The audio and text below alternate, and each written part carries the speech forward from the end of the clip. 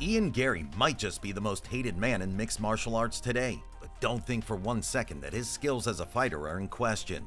His first ever amateur bout against Andres Laksa provided us with an early sign of what would eventually come, a leaping left hook that conjured memories of the great Roy Jones Jr., a nuclear-charged shot that his opponent never saw coming. This entire performance showcased Garry's elite-level striking to the fullest. His work in the clinch was as slick as can be. His punches down the middle were tight and compact. When he sensed an opponent for that killer blow, he left no room for Laksa to evade him, sending his opponent to the canvas for one hell of a highlight reel moment. Ian Garry certainly knew how to make an entrance, opening his amateur account with major style points.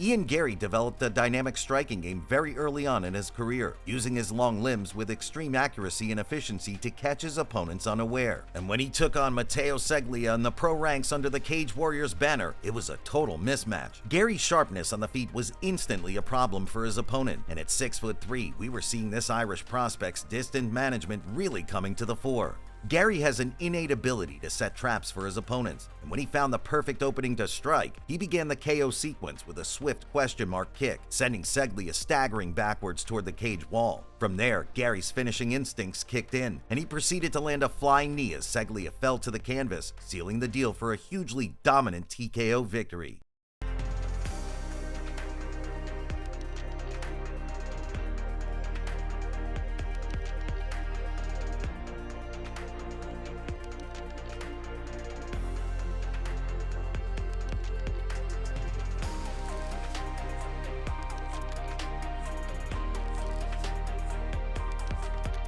Fighting unknowns and low-level opponents is part of the experience of any rising talent in this sport, but Ian Garry found himself in the crosshairs of a guy, Matus Figlak, who would eventually prove to be a lot better than most people expected. And early on in this bout, he tagged Garry with a big shot on the feet, testing the youngster's chin. It's a trend that would continue through to Ian's run in the UFC. His striking defense can be a little suspect, but to his credit, the way he recovered and rebounded was truly outstanding. Garry immediately started hunting for the clinch, using his physical advantages to their fullest, out-muscling his opponent before dragging him down to the canvas. And once he was there, we saw an underrated component of Ian's skill set come to the fore. He confidently out-grappled Figlak with little issue, sinking his hooks in quickly before latching onto a rear naked choke to get the tap. It was a win that came out of some adversity, but it's also one that has aged pretty well, considering how good Figlak eventually became. Remember, if you're enjoying this content, be sure to leave a like and a comment before subscribing to the channel so you don't miss a single upload.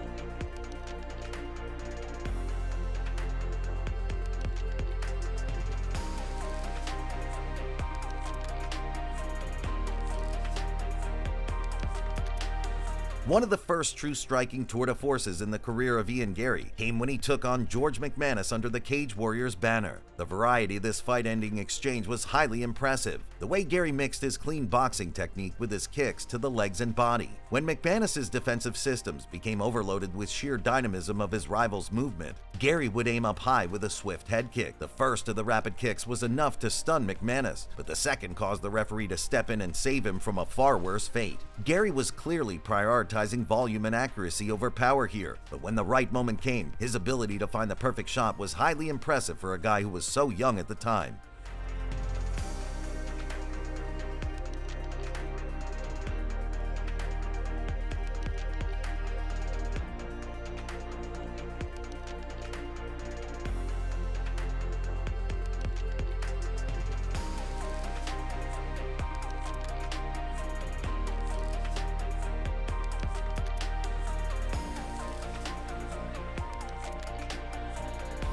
At around this time in his career, people were starting to really take Ian Garry seriously as a prospect, especially within the European scene. And if you're looking for a prime example of this young fighter utilizing his entire MMA skill set, look no further than his absolute mauling of Lawrence Tracy. Things were going pretty damn well for Garry on the feet, as he fired off a series of accurate shots to the head and body to badly dazed Tracy. But as soon as Tracy tried to answer with punches of his own, Garry immediately switched levels, shooting for the double leg before moving immediately into a strong mount position.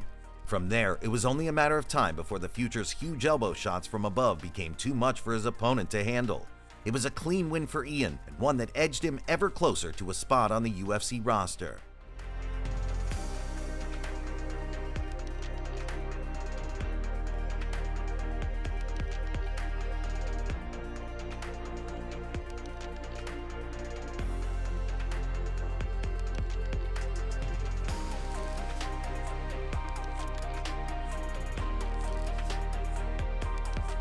Next up for Garry was Akhmat, a fairly straightforward performance at first from this welterweight prospect that eventually saw him make enough reads to set up the perfect killing blow. Akhmat's tendency to duck his head into wild swinging shots did not go unnoticed by the Irishman, and once he cornered Akhmat up to the cage wall, giving him no room to escape, he pulled the trigger, landing a huge head kick up close and personal, catching him somewhere between the shin and knee with a concussive blow that closed the show in highlight reel fashion. Garry would go on to win his next bout by way of decision against Jack Grant over 5 rounds to take home the Cage Warriors welterweight title, and from there, it did not take long until Dana White and the UFC came a-calling.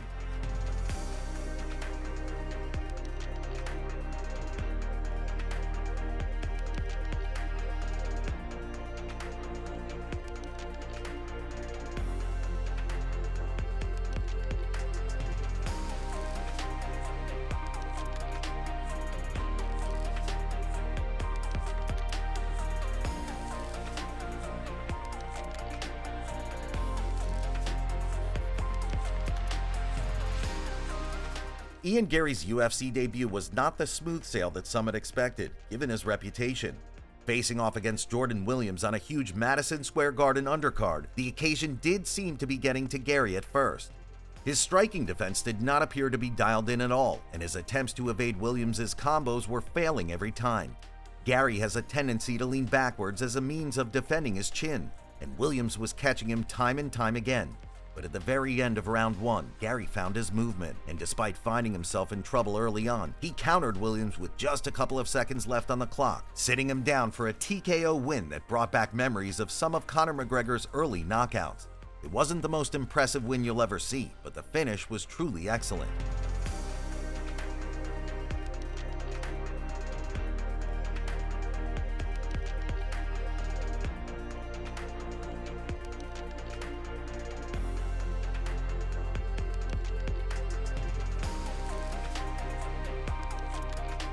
After beating Gabe Green in a competitive but comfortable performance, Garry once again found himself on a major pay-per-view undercard, taking on Song Keenan on a Jon Jones event.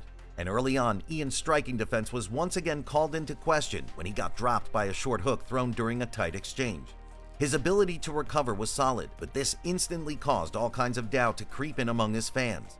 But in MMA, you gotta give credit to a guy who can get dropped, recuperate, and storm back with a real statement performance. And that's exactly what Garry did. Apart from that one bad moment, he looked pretty excellent. And in round 3, he opened up on Song with a hugely stylish combo, entering the matrix before getting his target out of there for the TKO win. Yet again, it wasn't perfect, but it was undeniably impressive.